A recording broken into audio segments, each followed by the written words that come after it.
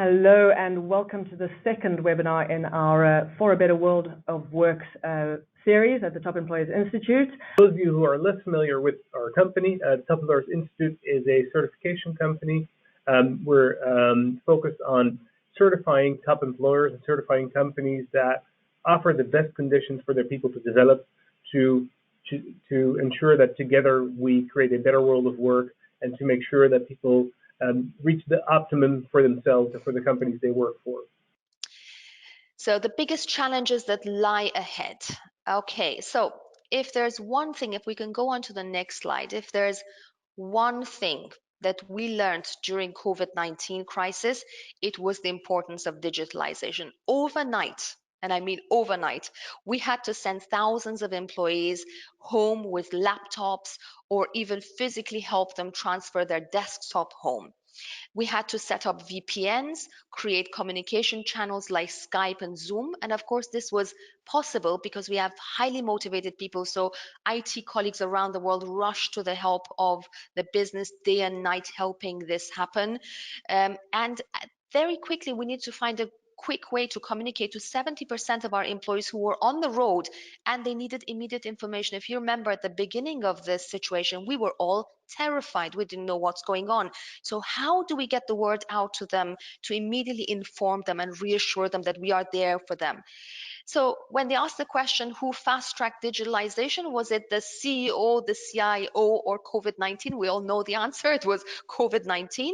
And with a push on digitalization, we are launching our new Smarter app, and we will have this in the hands of all our employees. We're looking really towards the end of this year to have this, and this will open a whole new way of communication to our employees wherever they are on the road, an app. So I want to cover just a couple of areas in terms of opportunities for us as HR practitioners and business. And the first is staying connected and continuing to drive a team culture by checking in on the well-being of each other. Our employees miss staying in touch. We hear it and we see it every single day. I miss it personally. And this illustrates that people can feel less connected even when they are still collaborating at similar levels, or even perhaps more, as we said, as they would be in an office.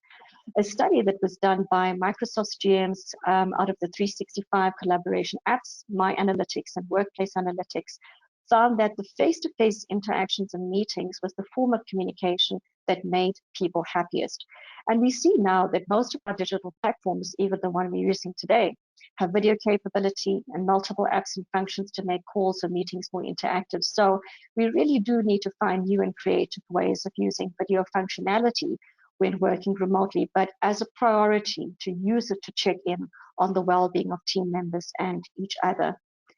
The second is welcoming the flexibility, but avoiding falling into the always on trap. And I myself was guilty of this and struggled to make the adjustment, in all honesty, through this experience. But working remotely offers greater flexibility in managing work and family commitments, but those boundaries between work and home are blurring, meaning that it's actually more difficult to switch off or officially put an end to your working day. So at Microsoft, what we try and do to combat being always on is we look to establish clear boundaries concerning response times, and we've even implemented delayed email delivery, which has made a difference. And we make sure that we check in regularly to see that these boundaries or guidelines that we've put in place is actually working for all of the team members. Now more than ever, inclusivity becomes more critical. Each of us have different work rhythms that work for us to accommodate our personal and our work. So it's really important for us to be mindful that virtual meetings need to accommodate those different ways of working. We try at Microsoft to be mindful of this by either rotating meeting times or recording meetings that employees can access afterwards and immediately distributing presentation content.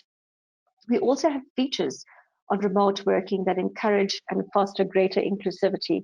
As an example, Microsoft Teams has real-time captioning in meetings and translation and live events. And those individuals that have a hearing impairment, or even those that speak a different language, are able to then participate seamlessly and fully in the discussion. Creating a culture around remote working is probably one of the most important ones to point out right now, because there are concerns from business leaders who are worried that a shift to remote working will impact working patterns and perhaps lead to a dip in productivity.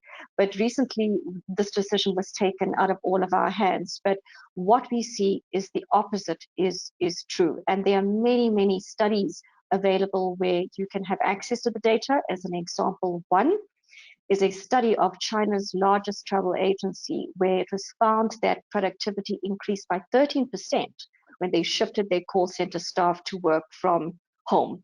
So seeing the benefits of remote working firsthand can help change these misconceptions and drive a culture shift. But, and I say this very deliberately, quite slowly, it is vital that employees and their well-being are placed at the center of this culture shift.